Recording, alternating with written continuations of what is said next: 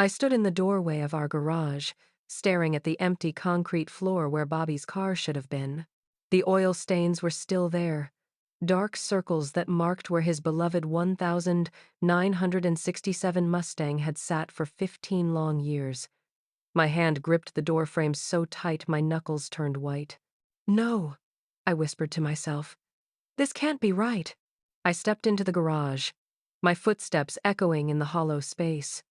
The workbench was still there, covered with Bobby's tools, exactly where he left them 6 months ago. His old coffee mug sat next to a pile of car magazines, a thin layer of dust covering everything. But the car was gone. My heart started beating so fast I thought it might burst. I walked to where the front bumper used to be and knelt down, touching the oil stain with my fingertips. It was still slightly warm from the afternoon sun streaming through the window. Bobby used to joke that this old Mustang leaked more oil than it kept, but he loved that car more than anything in the world. "Mom? What are you doing in here?" I turned around to see Kevin standing in the doorway. My 32-year-old son looked uncomfortable, shifting his weight from one foot to the other. His hands were shoved deep in his pockets, and he wouldn't meet my eyes. "Kevin, where's your father's car?" My voice came out smaller than I wanted it to. He cleared his throat and looked at the ceiling. "About that, Mom. We need to talk." "Where is it, Kevin?" I stood up slowly, my knees creaking. "Where's the Mustang?" "I sold it." The words hit me like a punch to the stomach. I actually took a step backward, bumping into Bobby's workbench. A wrench clattered to the floor. "You what?" "I sold Dad's car. Carmen and I need the money for our trip to Spain. It's been sitting here for months, doing nothing." I couldn't breathe. The garage started spinning around me. "Kevin, that car. Your father spent 15 years working on that car. Every single evening after work, he was out here. Every weekend. Every vacation day." "Mom, it's just a car." "Just a car?" My voice cracked. "That wasn't just a car, Kevin. That was your father's dream. He bought that rusty old thing when you were 17. Do you remember?" It barely ran. The engine was seized up, the body was full of holes, and the interior was completely torn apart. Kevin shrugged. "Yeah? So? So your father saw something beautiful in that broken-down car. He spent every free moment he had bringing it back to life. He researched every part, saved money for months to buy the right pieces.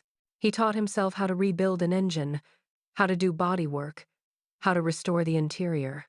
I walked over to the corner where Bobby used to keep his special tools. He would come home from the garage where he worked all day fixing other people's cars, and then he'd come out here and work on his own car. His hands were always covered in grease. I used to complain about the laundry. "Mom, you're getting all worked up over nothing." "Nothing?" I spun around to face him. "Kevin, your father talked about that car every single day. When he found the original radio at a junkyard 3 hours away, he was so excited he called me from the road. When he finally got the engine running for the first time, he cried. Your father actually cried with joy." Kevin rolled his eyes. "Look, Mom, I get that Dad liked the car, but he's gone now. Carmen and I have been planning this trip to Spain for 2 years. We need the money. How much did you get for it?" $5,000. $5,000? I felt dizzy. "Kevin, that car was worth so much more than that. Your father put at least $20,000 into parts alone. The work he did, the time he spent. Well, that's what the dealer offered. And I took it. Carmen's already booked our flights." I sank down onto Bobby's old stool, the one he used to sit on while he worked.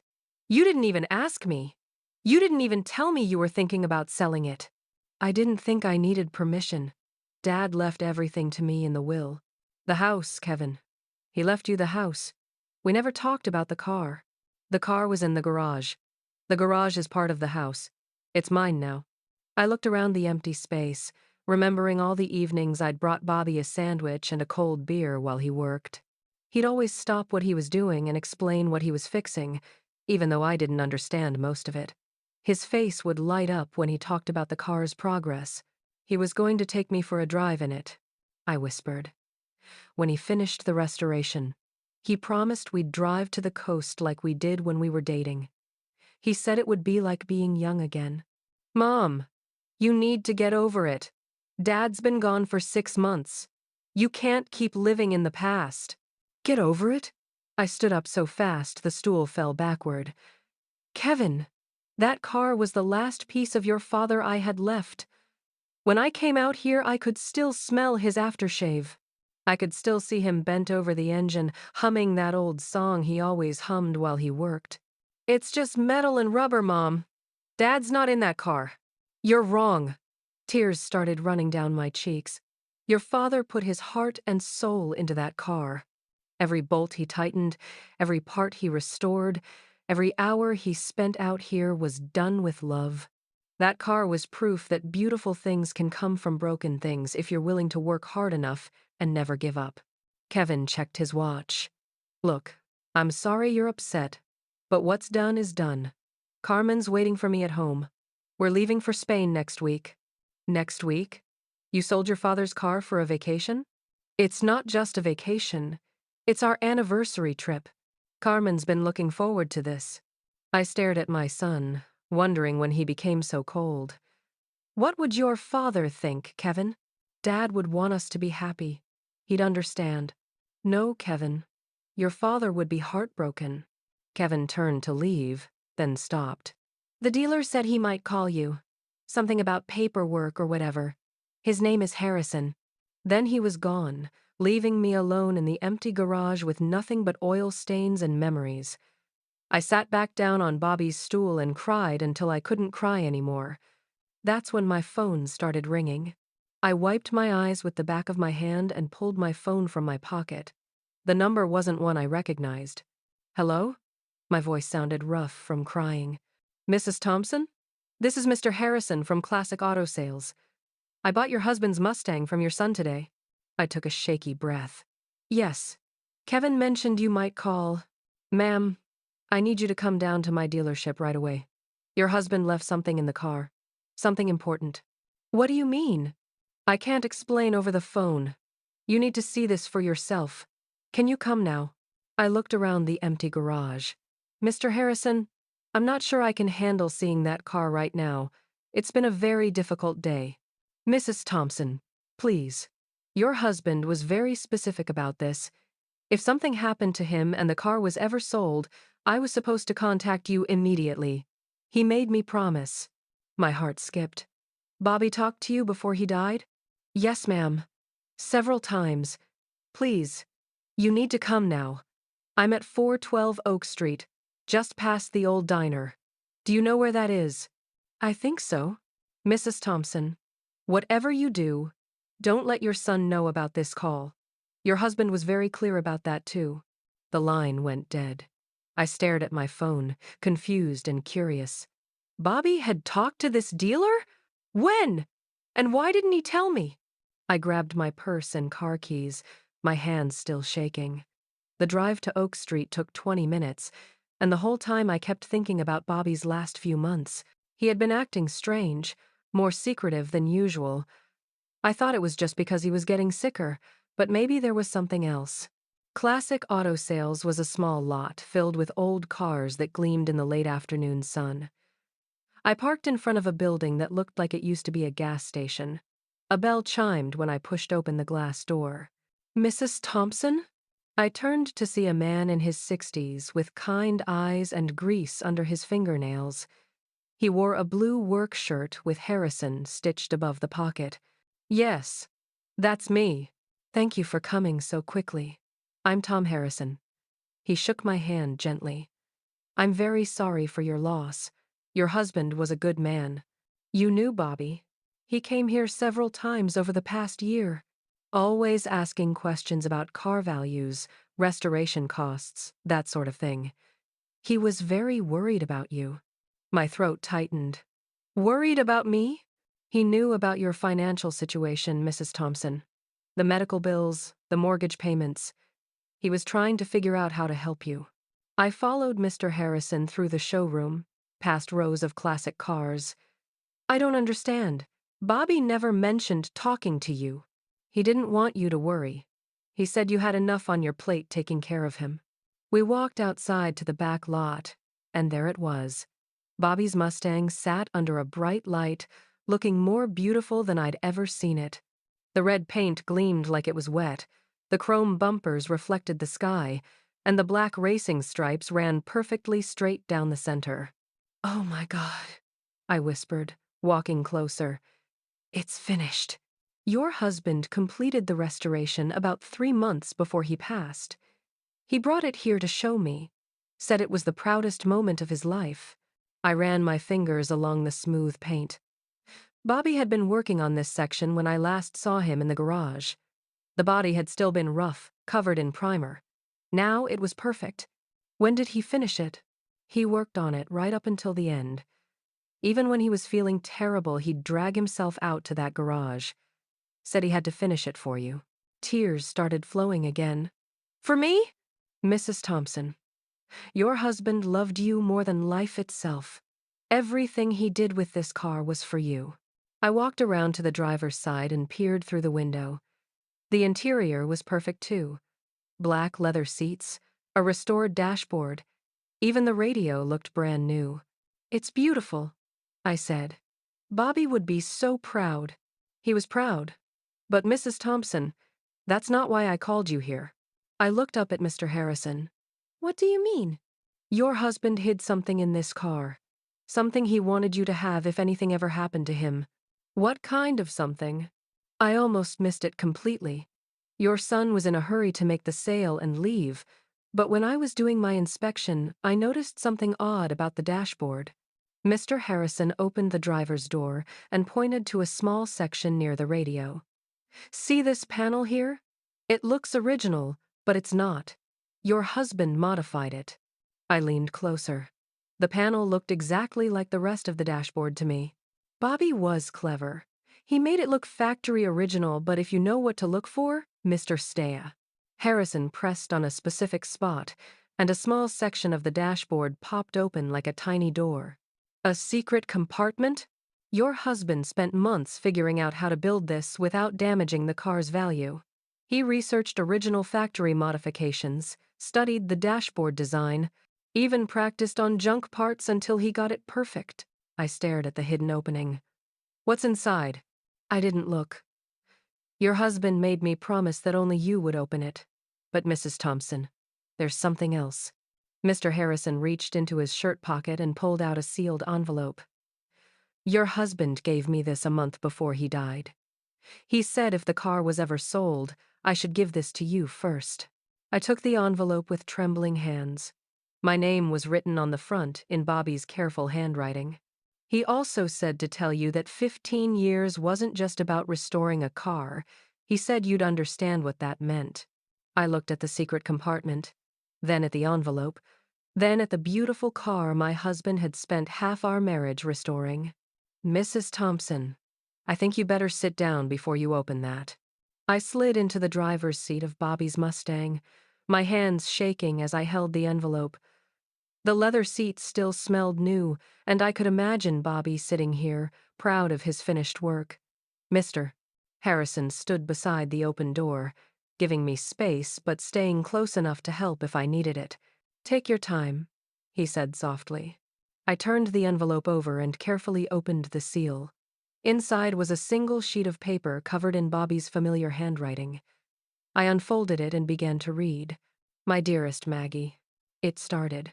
"If you're reading this, then something has happened to me and someone has sold our car. I hope it's not Kevin being foolish, but I have a feeling it might be." I looked up at Mr. Harrison. He knew Kevin might sell it? "Keep reading." I looked back at the letter. "I know you're probably upset right now, thinking that 15 years of work is gone forever. But sweetheart, those 15 years weren't really about the car. They were about you." My vision blurred with tears, but I kept reading. "Every night, when I came home from work, I was tired.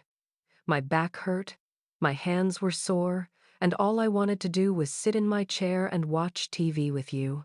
But I went to that garage instead because I was building something for our future. I was building your security." I pressed the letter to my chest. "Oh, Bobby, The secret compartment next to you contains some things I've been saving. Love letters I wrote but never gave you because I was too shy. Pictures of you from when we were young that I kept hidden because I wanted to surprise you someday. But most important, there are papers that explain everything. I reached into the hidden compartment with my free hand. Inside were several items wrapped in a soft cloth. I pulled them out carefully and set them on the passenger seat. The first thing I unwrapped was a stack of letters tied with a blue ribbon. The envelopes were yellowed with age, and each one had my name written on it in Bobby's young handwriting. Some were dated from when we were first married, others from just a few years ago. He wrote me letters? Mr. Harrison smiled. Your husband was a romantic, Mrs. Thompson. He just didn't always know how to show it. I untied the ribbon and opened the top letter. It was dated 3 months after our wedding. Dear Maggie, today you made meatloaf for dinner and you were so worried I wouldn't like it. You kept apologizing and saying you weren't a good cook yet. But watching you try so hard to make me happy made me love you even more. I wanted to tell you that, but the words got stuck in my throat like they always do. So I'm writing them down instead. You are the most beautiful, caring woman in the world, and I can't believe you chose me. I sobbed, clutching the letter. Bobby had always been quiet about his feelings, showing his love through actions rather than words. I never knew he had so much to say. I opened another letter, this one from 10 years ago. Dear Maggie, today you held my hand during my doctor's appointment when they told us about my heart condition. You didn't cry until we got to the car, and then you tried to hide it from me. You're so strong, always protecting everyone else's feelings.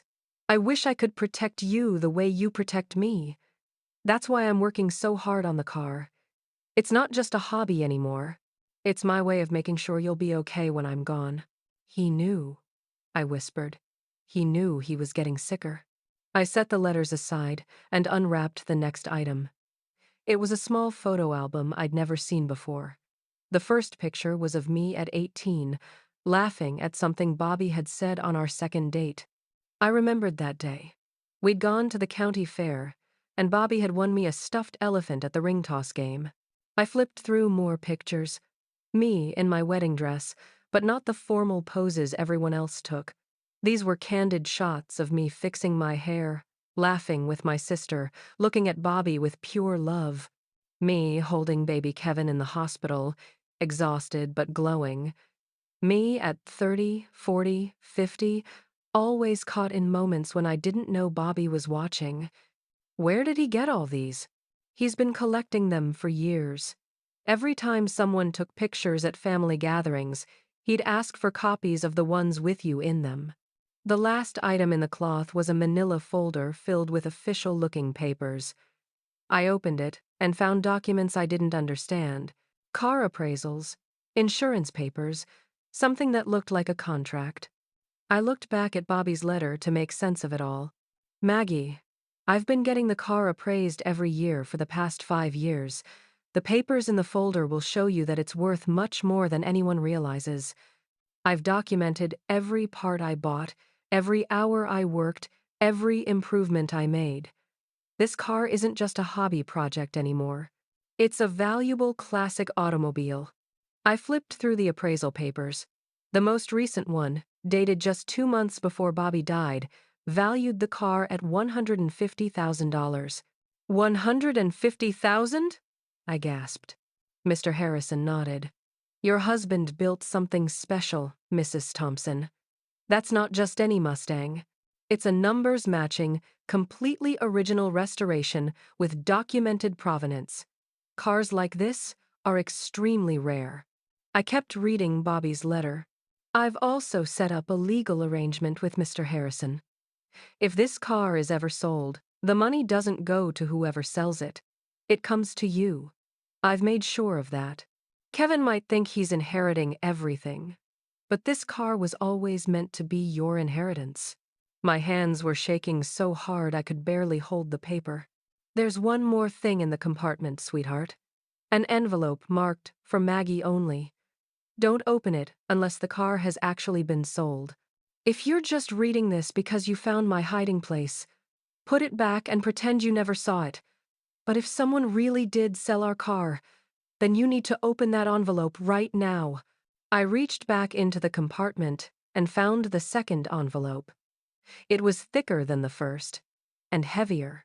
My name was written on it in Bobby's careful printing, with "For Maggie Only" underlined 3 times. "Mr. Harrison," I said, my voice barely a whisper.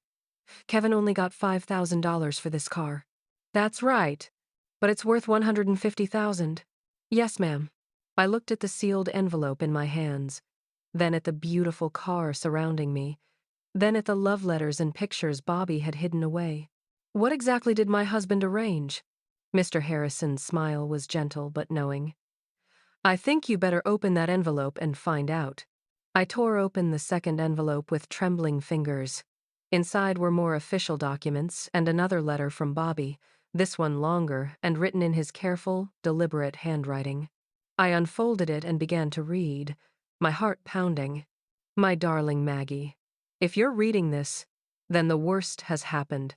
Someone sold our car, probably Kevin, and you're sitting in it right now feeling like your world has fallen apart. But sweetheart, I need you to stop crying and pay attention, because what I'm about to tell you is going to change everything." I wiped my eyes and kept reading. "For the past 2 years, I've been planning for this exact moment. I knew my heart was getting worse. I knew our medical bills were piling up. I knew you were lying awake at night worrying about money, even though you tried to hide it from me. You always were terrible at hiding your worries, Maggie. You get that little crease between your eyebrows when you're scared." I touched my forehead automatically. Bobby always noticed everything about me. I also knew that Kevin was getting more selfish as he got older. Carmen has expensive tastes, and Kevin never learned to tell her no. I was afraid that when I died, he might do something stupid, like sell the car for quick money without understanding what it was really worth. My chest tightened. Bobby had seen this coming. So, I made a plan. A very careful, very legal plan that took me months to set up with Mr. Harrison and a lawyer downtown. Kevin thinks he inherited everything when I died, but he's wrong. The car was never part of the house inheritance. I made sure of that. I looked up at Mr. Harrison, who was leaning against the car's fender. "Is this legal? Can Bobby do this?" "Keep reading, Mrs. Thompson. Your husband was very thorough." I looked back at the letter. 3 years ago, I transferred ownership of the Mustang into a special trust. The trust says that I can use the car while I'm alive, but when I die, it belongs to you, not Kevin. The paperwork is all in the folder. Kevin never had the legal right to sell it. I fumbled through the documents until I found what looked like a trust agreement. The legal language was confusing, but I could see my name listed as the beneficiary. But here's the clever part, sweetheart. I knew Kevin might try to sell it anyway, especially if he didn't know about the trust. So I made an arrangement with Mr. Harrison. If anyone ever brought the car to him claiming to own it, he would buy it, but the real money would come to you. I felt dizzy. "Mr. Harrison, what does this mean?" "It means your son committed fraud, Mrs. Thompson. He sold a car he didn't legally own. But don't worry, your husband planned for that too." I kept reading Bobby's letter, my hands shaking. "Kevin will get a small amount of money, just enough to make the sale seem real. But the true value of the car, all $150,000, belongs to you. Mr. Harrison has already set aside your money in a special account. All you have to do is sign the papers." $150,000. I couldn't even imagine that much money. Our savings account had $300 in it. "Maggie, I know this seems complicated, but I had to protect you. I spent 15 years building this car, but I was really spending 15 years building your future. Every evening in that garage, every weekend spent hunting for parts, every dollar I invested, it was all for you." Tears were streaming down my face again, but this time they weren't tears of sadness. "I documented everything, sweetheart. Every part I bought, every hour I worked, every improvement I made. I kept receipts, took pictures, wrote down dates and details. This isn't just a restored car anymore. It's a completely documented, numbers-matching, original restoration. Cars like this are worth a fortune to collectors. I flipped through more papers and found Bobby's meticulous records. Page after page of receipts, photographs showing the car's progress, detailed notes about each repair and improvement. He'd even kept the original purchase receipt from 15 years ago when he bought the rusty shell for $800. But the money isn't the most important part, Maggie. The most important part is that you'll never have to worry again. You can pay off the house, you can pay off the medical bills, you can live comfortably without depending on Kevin or anyone else. I thought about the stack of bills on my kitchen table, the mortgage payment I wasn't sure I could make next month, the medical debt that kept growing even though Bobby was gone. I also want you to know that every single day I worked on that car, I was thinking about you. When I was sanding rust, I was thinking about how you deserved better than a husband who couldn't provide for you properly. When I was rebuilding the engine, I was thinking about how strong you are, how you never complained even when money was tight. When I was painting the body, I was thinking about how beautiful you looked on our wedding day. I pressed the letter to my chest, sobbing. Bobby had carried so much worry, so much guilt about our financial struggles, and I never knew. The car represents every ounce of love I have for you, Maggie. It's 15 years of working with my hands to build something beautiful and valuable, just like our marriage. It's proof that broken things can be restored if you're willing to work hard enough and never give up. I looked around the perfect interior of the Mustang, understanding for the first time what Bobby had really been doing all those years. There's one more thing, sweetheart. Mr. Harrison is going to offer to sell the car back to you for a fair price if you want it. But you don't have to keep it. If you'd rather have the money, that's okay too. The choice is yours. Either way, you'll be financially secure for the rest of your life. I looked up at Mr. Harrison. He really planned all this? Your husband was the most thoughtful man I ever met, Mrs. Thompson. He spent months working out every detail to make sure you'd be protected. I finished reading Bobby's letter. I love you, Maggie. I've loved you since the day we met, and I'll love you forever.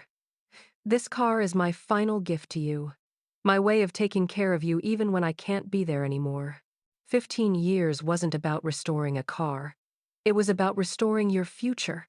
The letter was signed "Forever Yours, Bobby," with a little heart drawn next to his name. I sat in silence for a long moment, holding the letter and looking at all the documents spread across the passenger seat. Bobby had thought of everything. He'd protected me in ways I never could have imagined. "Mrs. Thompson," Mr. Harrison said gently, "what would you like to do?" I sat in Bobby's Mustang for another few minutes, letting everything sink in. My husband had spent 15 years not just restoring a car, but building a safety net for my future. He'd seen Kevin's selfishness coming and protected me from it. Most importantly, he'd made sure I would never have to depend on anyone else again. "Mr. Harrison," I said finally, "I want to sign those papers, and then I want to buy this car back. Are you sure? That's a lot of money to spend." I looked at the steering wheel, imagining Bobby's hands gripping it as he drove the finished car for the first time. This car is coming home with me. An hour later, I had signed all the documents and written Mr. Harrison a check for $30,000 to buy back the Mustang. Even after that purchase, I still had $120,000 in my bank account, more money than Bobby and I had ever had at one time in our entire marriage. The drive home was surreal. The Mustang purred like a contented cat, the engine running smoother than any car I'd ever driven. Bobby had built something truly special. When I pulled into our driveway, I sat for a moment looking at the garage. It wouldn't be empty anymore. I was still sitting in the car when Kevin's truck pulled up behind me. He got out and walked over, his face confused. "Mom, whose car is this?" I rolled down the window. "It's your father's car, Kevin. It's coming home." "What do you mean?" "I sold that car this morning. We need to talk." Inside, Kevin followed me into the house, glancing back at the Mustang several times. I sat down at the kitchen table and spread out all of Bobby's documents. Kevin, sit down. Mom, what's going on? How did you get Dad's car back? Your father never left you this car, Kevin. You never had the right to sell it. I showed him the trust documents, explaining how Bobby had legally transferred ownership to me 3 years ago. Kevin's face went from confused to angry to panicked as he realized what had happened. That's impossible. Dad left me everything. He left you the house, Kevin. The car was mine. But I already sold it. Carmen and I are leaving for Spain next week. You sold a car that didn't belong to you. That's called fraud. Kevin's face turned red. You can't do this to me. Carmen will kill me if we can't go on this trip. Kevin, you got $5,000 for selling stolen property. You should be grateful Mr. Harrison isn't pressing charges. $5,000. Mom, Carmen already spent that money on clothes for the trip. We need more. I stared at my son, wondering when he had become so entitled. Kevin, your father worked on that car for 15 years. He put his heart, his soul, and over $20,000 of his own money into it. And you sold it without even asking me for a vacation. It's just a stupid car. No, Kevin, it was your father's legacy. It was his way of making sure I'd be okay after he was gone. And it worked. I told Kevin about the car's real value, about Bobby's careful planning, about the $150,000 that was now in my bank account. With each detail, Kevin's face got redder. That money should be mine. I'm his son. That money is mine because your father loved me enough to spend 15 years earning it. Every night he came home tired from work and went straight to that garage. He was working for my future. Kevin stood up and started pacing. This isn't fair. Dad always liked you better than me. Your father loved you, Kevin. But he also knew you well enough to protect me from your poor decisions. I'm calling a lawyer. This can't be legal. Go ahead. Your father had his own lawyer draw up these papers. Everything is completely legal. Kevin stormed toward the door, then turned back. What am I supposed to tell Carmen? She's going to leave me. For the first time, I felt sorry for my son. Kevin, maybe Carmen leaving you wouldn't be the worst thing. A woman who loves you wouldn't pressure you to sell your dead father's most precious possession for a vacation. You don't understand. Carmen has expensive tastes. She needs nice things. And what do you need, Kevin? He stared at me, unable to answer. Your father and I were married for 34 years. We never took an expensive vacation. We never had fancy clothes or jewelry. But we had something Carmen will never give you. We had love that didn't depend on money. Kevin left without another word. I heard his truck roar out of the driveway, probably heading home to face Carmen's anger. I walked back outside to the Mustang and opened the garage door. Slowly, carefully, I drove Bobby's masterpiece into its rightful place. The car fit perfectly, like it had never been gone. I turned off the engine and sat in the quiet garage, surrounded by Bobby's tools and memories. Then I reached into the secret compartment and pulled out the stack of love letters. I untied the blue ribbon and began reading them one by one. Dear Maggie, today you sang while you did the dishes, and it was the most beautiful sound I've ever heard. Dear Maggie, you fell asleep on the couch watching TV, and I covered you with a blanket. You looked so peaceful. I love taking care of you. Dear Maggie, the doctor says my heart is getting worse. But don't worry. I'm going to make sure you're taken care of. I promise. Letter after letter, year after year, Bobby had poured his heart onto paper. All the words he'd been too shy to say out loud, all the feelings he'd kept hidden, all the love he'd carried for me. As the sun set, I sat in the driver's seat of the restored Mustang, reading my husband's letters, and understanding finally that 15 years in this garage had never been about the car. It had been about love. It had been about a man who worked with his hands to build security for the woman he adored. Bobby had kept his promise. He'd taken care of me, even after death.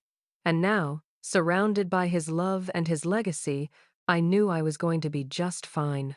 The car was home, and so was I.